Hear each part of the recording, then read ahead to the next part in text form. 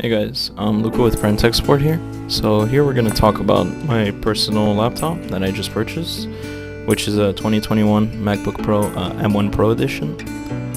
So I chose this model, I chose the 14-inch model over the 16-inch because I needed something that I could travel with, something that's compact, something that I could take around. As well, I didn't need that big of a spec difference from the M1 Pro to the M1 Max. The configuration I actually got was a 10-core CPU and a 16-core GPU with 16 gigs of RAM and 1TB SSD. The reason why I got the 10 cores is because, as far as I'm aware, on the M1 Pros and M1 Maxes, the last two cores are kind of safety cores. So essentially, I kind of wanted to, max out the CPU and as well for what I was going to use it for, which is kind of VMing. You kind of need extra cores and resources, not so much single core performance, but multi-core.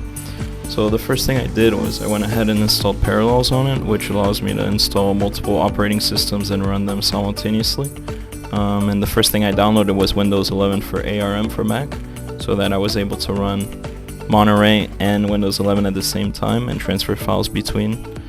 And yeah, I've been using it for light gaming on the Windows side and work on the Mac OS side, and it's been working perfect for me. Thanks.